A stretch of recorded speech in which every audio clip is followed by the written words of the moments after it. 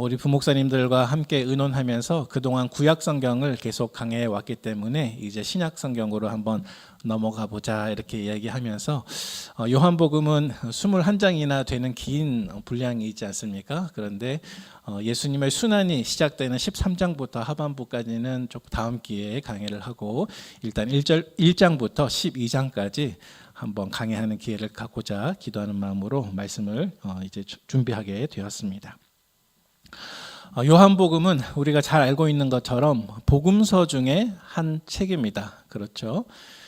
복음서라고 하는 책들이 가지고 있는 한 가지 공통된 주제가 있습니다. 복음서라고 하면 마태복음, 마가복음, 누가복음, 요한복음을 말하고 있는 것인데요. 우리 성도 여러분, 이 복음서가 가지고 있는 한 가지 공통적인 큰 주제가 있다고 한다면 그것은 무엇이겠습니까? 바로 예수님이 누구이신가? 라는 질문에 대해서 대답하는 것이 바로 이 복음서의 큰 주제이라고 우리가 생각할 수가 있습니다. 특별히 이 요한복음은 다른 복음서와 마찬가지로 예수님은 누구이신가? 라는 질문에 대해서 대답을 하면서도 이 요한복음만이 가지고 있는 아주 특별한 대답이 있습니다. 그 특별한 대답은 무엇이냐 하면 예수님이 가지고 계신 여러 가지 성품 가운데 특별히 이 요한복음은 예수님의 신성, 다시 말해서 예수 그리스도는 하나님이시다라는 사실을 보여주는데 아주 특별한 초점을 가지고 있는 귀한 복음서가 책이 바로 이 요한복음이 되겠습니다.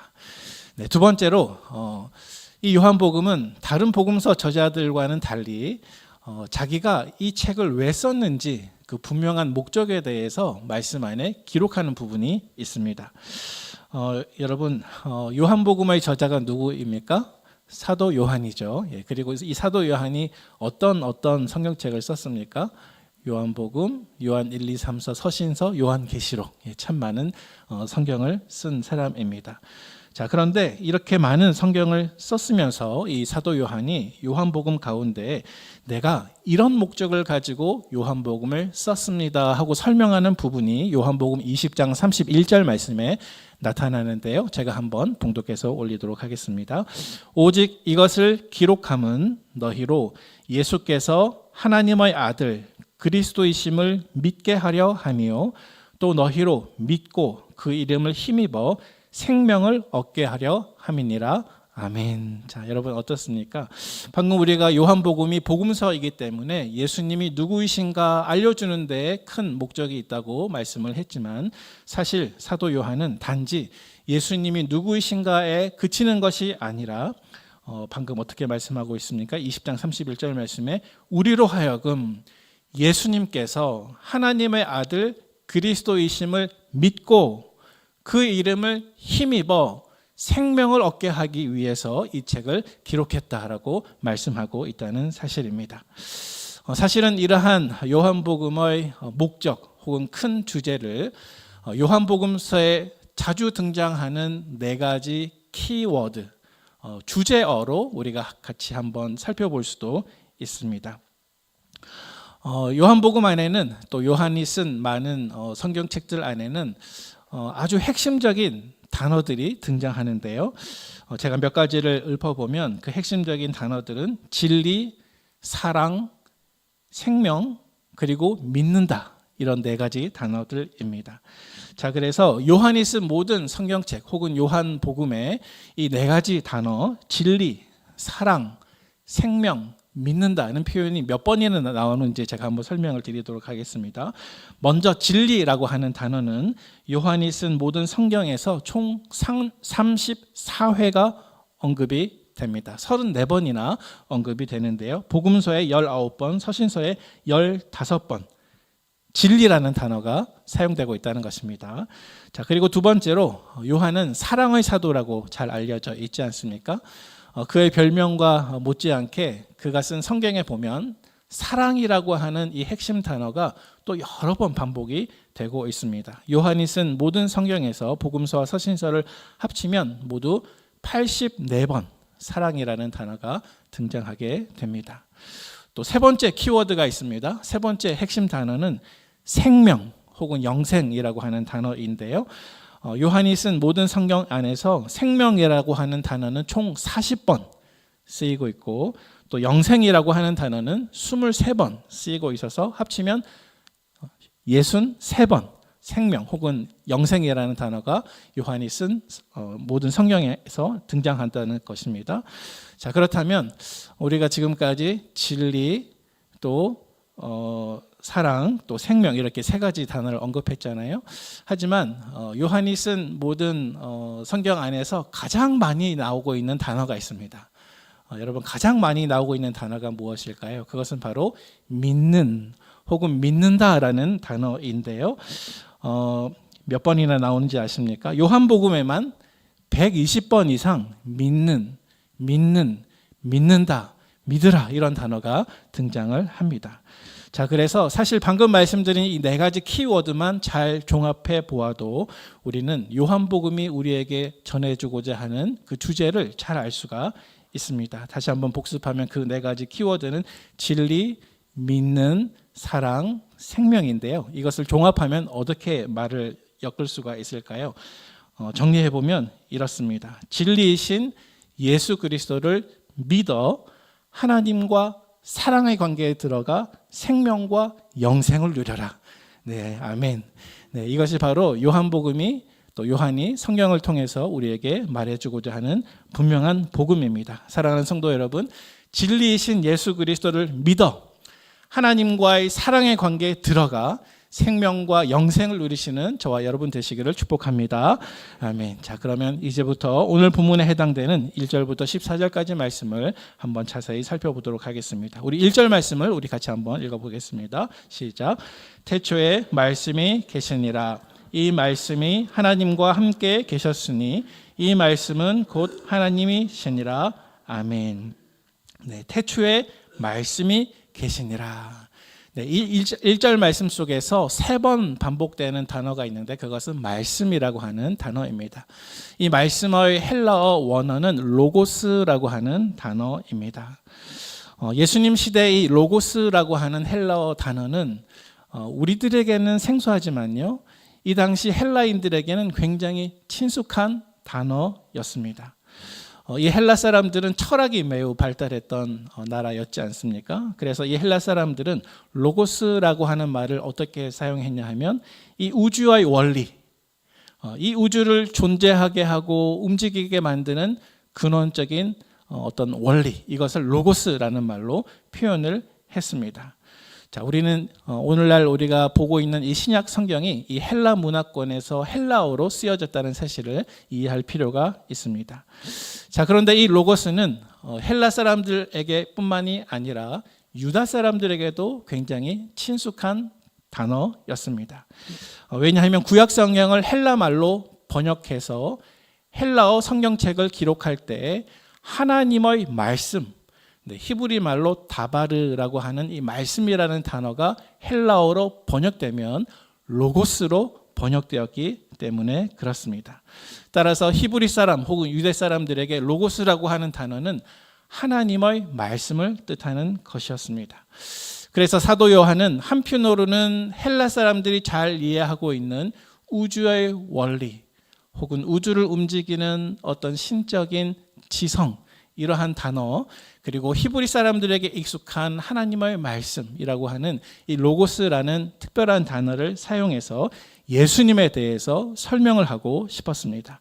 자, 그래서 1절 말씀에 보니까 태초에 말씀, 로고스가 계시니라, 이렇게 시작을 하고 있습니다. 여러분, 태초는 무슨 뜻입니까? 우주 만물이 생기기 더 전에, 따라서 이 1절 첫 번째 부분은 이 세상이 생기기 전에, 우주 만물이 이 땅에 있기 전에 먼저 무엇이 계셨다고요? 말씀이 계셨습니다. 그리고 그 말씀은 곧 예수 그리스도이신 로고스 말씀을 뜻하는 것입니다. 그래서 요한복음 8장 58절 말씀에 예수님께서 친히 이렇게 말씀하셨습니다. 예수께서 이르시되 진실로 진실로 너희에게 이르노니 아브라함이 나기 전부터 내가 있느니라. 아멘. 네, 1장 1절 말씀에 태초에 말씀이 계시니라, 이 말씀처럼 예수님께서는 아브라함이 나기 전에 내가 먼저 있느니라, 그렇게 말씀해 했습니다. 자, 두 번째로 이 1절 말씀 두 번째 구절이 있습니다. 그 두 번째 구절은 무엇입니까? 이 말씀이 누구와 함께요? 하나님과 함께 계셨으니. 아멘. 네, 여기서 함께라고 하는 단어가 참 중요한 것 같습니다. 예수 그리스도는 함께 계셨습니다. 누구와 함께 계셨습니까? 하나님과 함께 계십니다. 하나님과 영원토록 함께 계십니다. 그런데 여기서 함께라고 하는 단어는요, 그저 나란히 계신다는 뜻이 아니고요, 서로 깊이 사랑하시고 깊이 교제하시는 가운데 가장 친밀한 관계로 함께 거하시는 분이라는 것을 뜻하는 것입니다. 따라서 예수님은 하나님과 함께 계시는 하나님이십니다. 자, 1절 하반절 말씀 제일 끝에는 어떻게 되어 있습니까? 하나님과, 이 말씀은 곧 하나님이시니라. 아멘. 네, 1절 제일 마지막 부분은 이렇게 되어 있습니다. 이 말씀은 곧 하나님이시니라.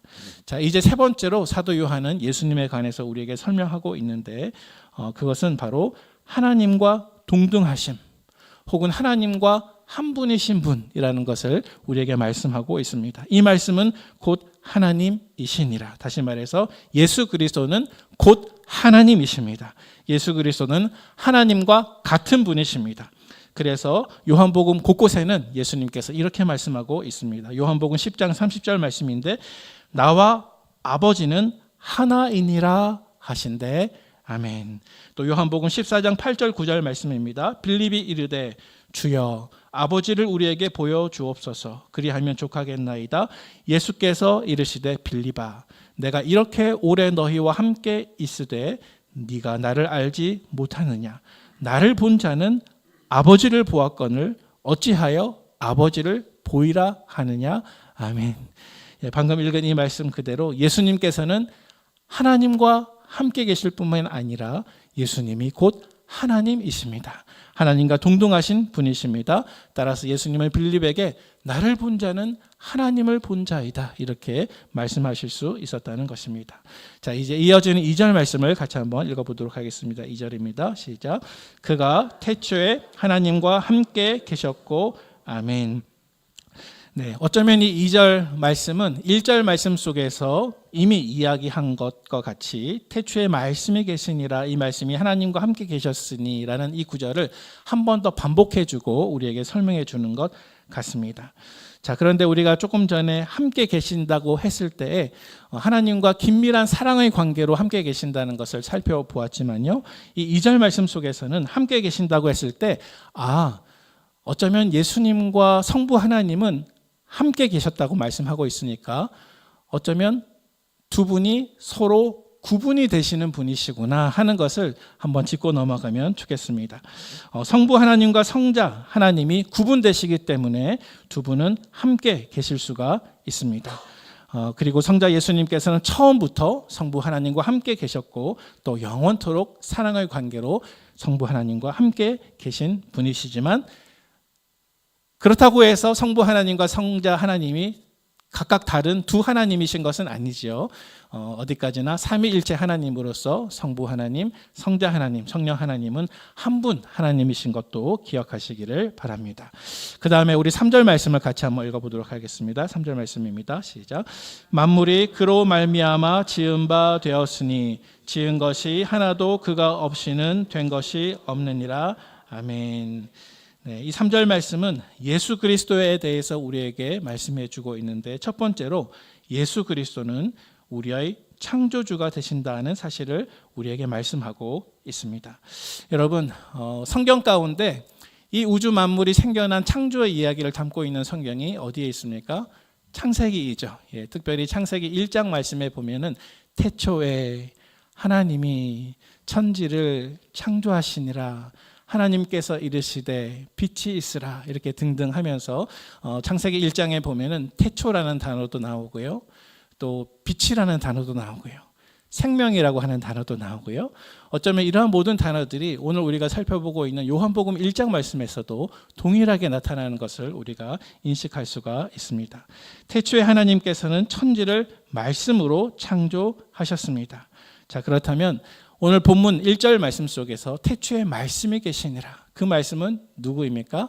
예수 그리스도이시죠. 따라서 태초에 하나님이 천지를 말씀으로 창조하셨다고 했을 때 그 말씀이신 주님은 어떤 분이십니까? 바로 천지를 창조하신 창조주 하나님이시라는 사실입니다.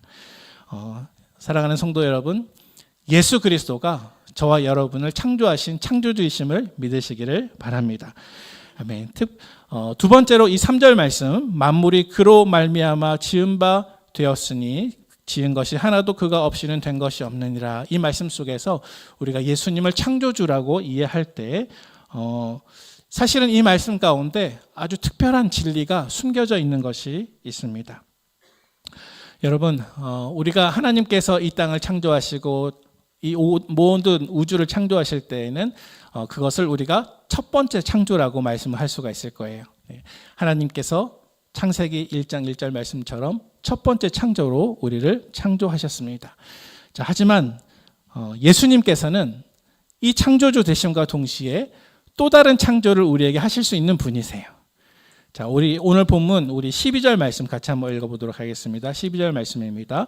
영접하는 자, 곧 그 이름을 믿는 자들에게는 하나님의 자녀가 되는 권세를 주셨으니 아멘. 자, 여러분, 이 12절 말씀 속에서 말씀하고 있는 또 다른 창조가 있습니다. 우리가 창세기에만 창조가 있는 것이 아니고요. 사실은 우리가 예수님이 우리의 창조주 되심을 고백하는 그 순간에 우리가 기억해야 할 또 다른 창조가 있는데 그것은 바로 우리가 예수님 안에서 새로운 피조물이 되는 새 창조입니다. 그것이 오늘 본문 12절 말씀 속에서는 영접하는 자, 곧 그 이름을 믿는 자들에게는 하나님의 자녀가 되는 권세를 주셨으니 라는 말씀으로 표현이 되고 있습니다. 예수님은 저와 여러분의 창조주이신데 우리의 생명을 창조하셨을 뿐만이 아니라 우리의 영적인 생명도 창조해 주시는, 우리를 새롭게 빚어가시는 새로운 창조를 우리 안에 이루시는 그 창조주 되심을 기억하시기를 바랍니다. 이어지는 4절 말씀 같이 한번 읽어보도록 하겠습니다. 그 안에 생명이 있었으니 이 생명은 사람들의 빛이라. 아멘. 자, 이 4절 말씀 속에는 예수 그리스도에 대한 두 가지 진리가 선포되고 있습니다. 하나는 예수 그리스도는 생명이라는 사실이고 또 하나는 예수 그리스도는 빛이라는 사실입니다. 자, 먼저 예수 그리스도는 생명이십니다. 자, 어떤 생명을 뜻하는 것일까요? 우리의 생물학적인 육신의 생명을 뜻하는 것일까요? 아니면 우리 영혼의 어떤 영적인 생명을 뜻하는 것일까요? 아니면 이 둘 다를 뜻하는 것일까요? 네, 정답은 둘 다에 해당이 됩니다. 네, 예수님은 우리의 생명이 되시는데 첫 번째로는 예수님께서 우리를 지으신 창조주이시기 때문에 우리의 생물학적인 생명의 주인이 되시고 또 두 번째로 예수님은 우리의 영적인 생명, 우리 영혼에 영원한 생명을 주시는 분이시기 때문에 나의 영적인 영원한 생명이 예수님께로부터 온다는 사실도 우리가 기억할 수 있기를 바랍니다. 요한복음 곳곳에는 우리 예수님께서 생명이신 사실에 대해서 참 많이 이야기하고 있습니다. 그중에 제가 몇 가지만 한번 읽어보면요. 요한복음 5장 26절 말씀입니다. 아버지께서 자기 속에 생명이 있음같이 아들에게도 생명을 주어 그 속에 있게 하셨고. 아멘. 요한복음 6장 57절 말씀입니다. 살아계신 아버지께서 나를 보내심에 내가 아버지로 말미암아 사는 것 같이 나를 먹는 그 사람도 나로 말미암아 살리라. 아멘. 요한복음 10장 10절 말씀입니다. 도둑이 오는 것은 도둑질하고 죽이고 멸망시키려는 것뿐이요 내가 온 것은 양으로 생명을 얻게 하고 더 풍성히 얻게 하려는 것이라. 아멘. 따라서 사랑하는 성도 여러분, 예수님은 생명이십니다. 따라서 예수 그리스도가 생명이시기 때문에 오늘 본문 4절 말씀 속에서 그 안에 생명이 있었으니 라고 말씀할 수 있는 것입니다. 자, 이제 4절 말씀 안에는 예수님께서 생명이 되신다는 진리뿐 아니라 두 번째 진리도 말씀하고 있는데요. 그것은 바로 예수 그리스도는 빛이시라는 사실입니다. 오늘 보면 4절 말씀 안에는 이 생명은 사람들의 빛이라고 기록하고 있습니다. 자, 여러분, 그러면 두 번째로 이 빛은 어떤 빛을 뜻하는 것일까요? 우리가 바라보는 햇빛과 같은 어떤 물리적인 빛일까요? 아니면 영적인 빛일까요? 네, 사실은 예수님께서는 물리적인 빛을 지으신 창조주로서 빛의 근원도 되시고 또 두 번째로 영적인 빛을 우리에게 비춰주시는 영적인 빛의 주인도 되십니다. 요한복음에서는 예수님께서 빛 되신다는 사실에 대해서 이렇게 말씀하고 있습니다. 요한복음 8장 12절 말씀입니다. 예수께서 또 말씀하여 이르시되 나는 세상의 빛이니 나를 따르는 자는 어둠에 다니지 아니하고 생명의 빛을 얻으리라. 아멘. 네, 이 말씀 그대로 예수님은 우리에게 생명의 빛이 되신다는 사실을 믿으시기를 바랍니다. 그리고 5절 말씀을 같이 한번 읽어보도록 하겠습니다. 5절 말씀입니다. 시작. 빛이 어둠에 빛이 돼 어둠이 깨닫지 못하더라. 아멘. 자, 4절에 이어서 또다시 빛이라는 단어가 등장하고 있습니다. 자, 그런데 여기서 등장하고 있는 빛은 사실은 어떤 영적인 빛 혹은 하나님의 나타나심 혹은 구원을 뜻하는 그러한 빛의 이미지가 되겠습니다. 빛과 반대되는 것은 무엇입니까? 어두움입니다. 그런데 어두움은 보통 성경에서 죄, 죽음, 또 하나님과 멀어진 상태 이런 것들을 뜻할 때 어둠이라는 단어를 사용합니다. 예를 들면 구약 성경에 이사야 선지자가 쓴 글에 이런 구절이 있습니다. 이사야 9장 2절 말씀인데요. 흑암에 행하던 백성이 큰 빛을 보고 사망의 그늘진 땅에 거주하던 자에게 빛이 비치도다. 아멘. 여러분 방금 읽은 이 말씀 속에서 흑암 혹은 어두움은 죄와 사망을 의미하는 것이고 그늘진 땅에 거주하는 자에게 빛이 비치도다 했을 때 이 빛은 하나님의 구원 혹은 오늘 본문 속에 등장하는 빛 대신 예수 그리스도를 뜻하는 것입니다.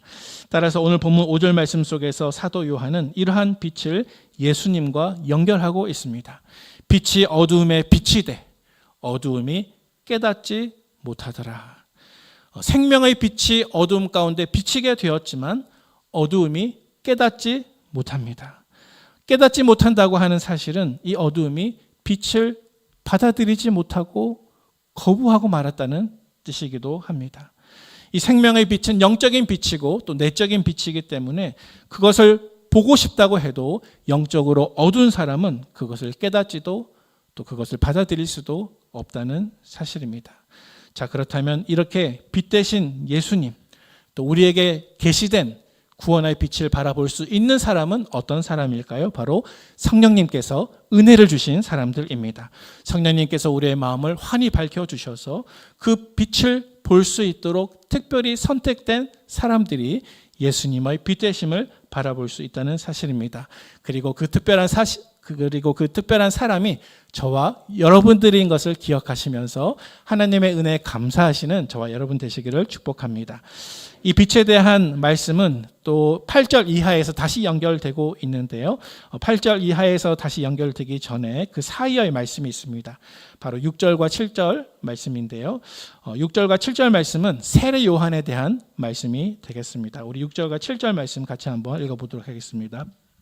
하나님께로부터 보내심을 받은 사람이 있으니 그의 이름은 요한이라. 그가 증언하러 왔으니 곧 빛에 대하여 증언하고 모든 사람이 자기로 말미암아 믿게 하려 함이라. 아멘. 6절에서 7절까지의 말씀 혹은 8절까지를 우리가 같이 한번 눈으로 보시면 이 세 구절 속에 가장 많이 반복되는 단어는 증언이라고 하는 단어일 것입니다. 지금까지 사도 요한은 성육신하신 예수 그리스도께서 태초부터 계셨던 말씀, 하나님과 함께 하셨던 말씀, 우리를 지으신 창조주 되심, 그리고 그 안에 생명이 있다는 사실, 빛이 있다는 사실, 그래서 계속적으로 예수님 안에 하나님의 신성이 있다는 사실을 우리에게 계속 설명해 주고 있습니다. 자, 그런데 이어지는 6절, 7절 말씀에 보니까 이제 세례 요한이 이 성경을 쓴 사도 요한이 아니고요.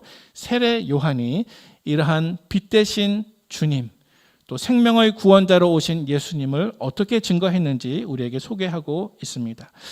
세례 요한이 맡은 사명이 있었습니다. 그것은 어두움이 빛이 찾아왔지만 깨닫지 못했을 때 이분이 바로 그분이시다라고 그들의 눈을 열어서 빛을 볼 수 있도록 인도해주는 선견자의 역할을 담당했다는 사실입니다. 그래서 8절 말씀에 그는 이 빛이 아니요 이 빛에 대하여 증언하러 온 자라. 다시 말해서 세례 요한의 역할이 무엇입니까? 하나님께로부터 받은 그의 세례 요한의 역할은 예수 그리스도가 어떤 분이신지, 예수 그리스도가 어떻게 하나님이신지, 예수 그리스도가 왜 이 땅에 오셨는지 하나님께서 주신 그 사명을 받아서 주님을 말씀으로 증언하고 증거하는 것이 그의 사명이었다는 사실입니다. 어쩌면 이것이 오늘날을 살아가는 저와 여러분들의 사명인지도 모르겠습니다. 어쩌면 우리 시대에 여전히 빛 대신 생명 대신 예수님께서 임마누엘로 우리 가운데 거하고 계시지만 어두운 이 땅의 많은 사람들이 그것을 알지 못할 때에는 때로는 이러한 세례 요한과 같은 증언의 역할을 감당할 수 있는 사명자가 반드시 필요하다는 사실입니다. 이러한 제자의 삶을 살 수 있는, 사명자의 삶을 살 수 있는 저와 여러분 되시기를 바랍니다. 이어지는 우리 9절부터 11절까지 말씀을 다시 보도록 하겠습니다. 이제 9절부터 11절까지의 말씀은 다시 한번 빛에 대한 말씀이 등장하고 있는데, 특별히 이 빛에 수식어가 붙어 있어서 참 빛이라고 말씀하고 있습니다. 우리 9절부터 11절까지 말씀 같이 한번 읽어보도록 하겠습니다. 시작. 참 빛 곧 세상에 와서 각 사람에게 비추는 빛이 있었나니 그가 세상에 계셨으며 세상은 그로 말미암아 지은 바 되었으되 세상이 그를 알지 못하였고 자기 땅에 오매 자기 백성이 영접하지 아니하였으나. 아멘. 자, 9절 말씀입니다. 참빛 곧 세상에 와서 각 사람에게 비추는 빛이 있었느니. 여러분, 이 9절 말씀 속에서 이 세상 각 사람에게 비치는 이 빛은 누구를 가리키는 것이겠습니까? 바로 예수 그리스도이십니다. 여러분, 이 구원의 빛이 필요한 사람은 누구일까요? 바로 이 세상 각 사람들입니다. 이 세상 모든 사람들입니다. 왜냐하면 이 세상 모든 사람들은 창조주 하나님을 떠나서 하나님을 거부하고 빛 되시고 생명 되신 하나님에게서 끊어진 죄인들이기 때문에 그렇습니다. 10절 말씀입니다. 그가 세상에 계셨으며 세상은 그로 말미암아 지은 바 되었으되 세상이 그를 알지 못하였고. 아멘. 이 10절 상반절 말씀에 세상이라고 하는 단어가 등장하는데요. 이 세상이라고 하는 단어는 하나님께 불순종하고 또 악한 사단을 임금으로 모시고 있는 이 악한 세상을 뜻하는 것입니다. 이 악한 세상 가운데 태초부터 계셨던 말씀이시며 창조주이시며 하나님이시며 생명이시며 빛 대신 우리 주님께서 육신을 입고 이 땅에 오셔서 자기 백성들을 찾아오셨지만 10절 말씀에 어떻게 되어 있습니까? 이 세상은 그를 알지 못합니다. 알지 못한다는 말은 믿지 않는다는 뜻입니다. 예수님께서 보여주시지 않았기 때문이 아니라 죄가 그들의 눈을 가렸기 때문에 그들은 예수를 알지도 못하고 깨닫지도 못하고 받아들이지도 못하며 믿지 못한다는 말씀입니다. 그래서 11절 말씀에 이렇게 말씀하고 있습니다. 자기 땅에 오매 자기 백성이 영접하지 아니하였으나. 하나님과 동등하신 분, 신성을 갖고 계신 태초부터 말씀으로 계셨던 창조주 예수님께서 인간의 몸을 입고 이 땅에 오셨습니다. 자기 땅에 오셨습니다. 하지만 자기 백성은 영접하지 않았습니다. 여러분, 신약 성경에 기록되어 있는 첫 번째 성탄절, 첫 번째 크리스마스를 한번 기억해 보시기를 바랍니다. 예수님께서 베들레헴에서 마리아의 몸을 통해서 이 땅에 아기로 성육신 하셨습니다. 그런데 그 첫 번째 크리스마스 때에 예수님께서는 어땠습니까? 누우실 자리가 없어서 강보에 쌓여 구유에 누이게 되었습니다. 왜냐하면 예수님을 받아들일 여관이 없었기 때문에 그렇습니다. 이 땅의 주인이 자기 백성에게 오셨지만 그 어느 하나도, 그 누구 하나도 자리를 내어드리지 않았습니다. 그래서 누가복음 9장 58절 말씀 속에서 예수님이 이렇게 말씀하십니다. 예수께서 이르시되 여우도 굴이 있고 공중의 새도 집이 있으되 인자는 머리 둘 곳이 없도다. 여러분, 이 말씀이 어찌 예수님께서 쉴 장소가 없다는 뜻이겠습니까? 예수님께서는 이 땅의 주인이시고 창조주이시지만 이 세상 그 어느 곳도 예수님을 참 주인으로, 나의 주, 나의 하나님으로, 나의 창조주로 모시는 곳이 없기 때문에 예수님께서는 여우도 굴이 있고 공중에서도 집이 있으되 인자는 머리 둘 곳이 없도다 라고 말씀하신 것으로 저는 이 말씀을 해석합니다. 사랑하는 성도 여러분, 혹 저와 여러분들 가운데 내가 주님을 안다라고 고백하면서도 실제로 나의 삶 가운데에서는 예수님을 머리를 둘 곳 없게 만드는 나의 부족한 삶이 있는지 없는지 이 시간 우리의 삶을 한번 돌아보면 좋겠습니다. 정말 내 삶 속에서 예수님이 거하실 만한가? 정말 내 삶 속에서 거룩하신 예수님이 나를 성전 삼아 내게 오셔서 나와 함께 거주하실 만한가? 그것을 가장 잘 알고 있는 사람은 여러분들일 것이요, 나 자신일 것이요, 또 성령 하나님이실 것입니다. 따라서 우리는 이 11절 말씀을 깊이 곱씹고 묵상하면서 자기 땅에 오매 자기 백성이 영접하지 아니하였으나 혹시 나도 모르는 사이에 예수님을 배척하지는 않았는지, 나도 모르는 사이에 주님께서 내 땅에 들어오시지 못하도록, 내 삶의 지경에 들어오시지 못하도록 울타리를 치고 자기 땅에 오신 우리 주님을 머리 둘 곳 없게 만드는 죄를 범하지는 않았는지, 이 시간 만약 그것이 생각난다면 회개함으로 주님께 나아갈 수 있기를 바랍니다. 우리 계속해서 12절과 13절 말씀을 같이 읽어보도록 하겠습니다. 영접하는 자 곧 그 이름을 믿는 자들에게는 하나님의 자녀가 되는 권세를 주셨으니 이는 혈통으로나 육정으로나 사람의 뜻으로 나지 아니하고 오직 하나님께로부터 난 자들이니라. 아멘. 여러분, 이 12절과 13절 말씀은 사도 요한이 우리에게 전해주는 복음 중에 복음인 것을 믿으시기를 바랍니다. 사실은 우리 자신들의 모습을 살펴보면 우리는 빛보다 어둠을 더 사랑합니다. 우리는 하나님보다 죄를 더 즐거워하는 사람들입니다. 따라서 우리는 하나님께 버림받을 수밖에 없는 극악무도한 죄인이지만, 이러한 죄인인 우리들에게 하나님께서는 참 복된 좋은 소식을 우리에게 말씀해 주셨습니다. 그것은 영접하는 자 곧 그 이름을 믿는 자들에게는 하나님의 자녀가 되는 권세를 주셨다라는 사실입니다. 여러분, 누구든지 이 땅의 주인이신 예수님을 내 삶의 주인으로 정말로 모시고 또 그분의 다스림에 내 삶을 온전히 맡겨드리고 주님을 믿게 되면 우리는 하나님의 자녀로서 다시 태어나는 권세를 받게 된다는 사실을 기억하시기를 바랍니다. 따라서 이제 더 이상 내가 누구의 혈통인가가 중요한 것이 아닙니다. 내가 아브라함의 후손인가 아닌가가 중요한 것이 아닙니다. 아브라함의 혈통이 중요한 것이 아니라 아브라함의 믿음이 중요하게 되었습니다.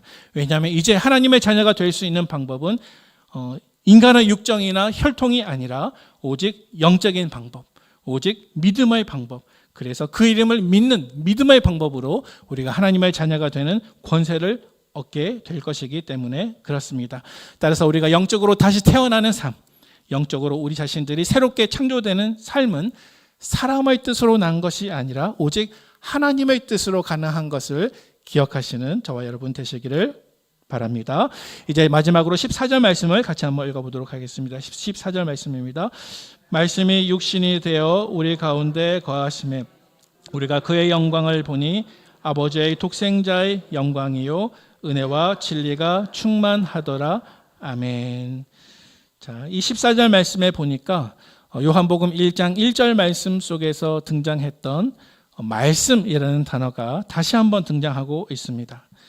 그래서 말씀이 육신이 되어 우리 가운데 거하심에 우리가 그의 영광을 보니 아버지의 독생자의 영광이요 은혜와 진리가 충만하도다라고 말씀하고 있습니다. 자, 그런데 1절 말씀과 조금 다른 점이 있다고 한다면 아까 처음에 읽었던 1절 말씀 속에서 사도 요한은 이 말씀이 성육신 하신 사실에 대해서는 아직 언급하지 않았습니다. 하지만 이 14절 말씀에 보니까 사도 요한은 1절 말씀과 조금 다르게 이 말씀이 육신이 되셨다. 그래서 육신이 되셔서 우리 가운데 거하셨다. 그리고 육신이 되셔서 우리 가운데 거하신 그분 안에 우리가 그분을 바라보았을 때 아버지의 독생자의 영광과 아버지 독생자의 은혜와 진리가 충만하다라고 말씀하고 있습니다.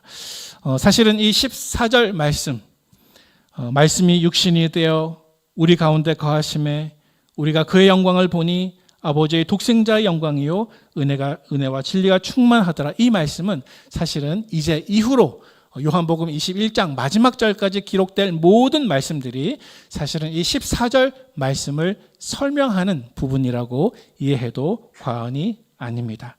자, 이제 말씀을 정리하도록 하겠습니다. 오늘 우리가 요한복음 강의 첫 번째 시간으로 요한복음 1장 1절에서 14절까지 말씀을 살펴보았는데요. 오늘 우리가 살펴본 본문은 예수님이 어떤 분이신가 우리에게 알려주는 요한복음의 서론에 해당이 됩니다. 여러분, 예수님은 어떤 분이십니까? 예수님은 영원하신 하나님이시면서 또 말씀이 육신이 되어 이 땅에 오신, 사람으로 오신, 그래서 우리 가운데 거하시고 자기 땅에 찾아오셔서 자기 백성 중 믿음을 가진 모든 사람들에게, 예수님을 주인으로 영접하는 모든 사람들에게 하나님의 자녀가 되는 권세를 주시는 분이 바로 예수 그리스도이신 것을 기억하시기를 바랍니다. 따라서 우리가 이 예수 그리스도를 믿음으로 우리의 마음에 모시고 믿음으로 나의 주인으로 삼으면 우리는 구원을 받고 우리는 새 것이 됩니다. 그런즉 누구든지 그리스도 안에 있으면 새로운 피조물이라. 이제 것은 지나갔으니 보라 새 것이 되었도다.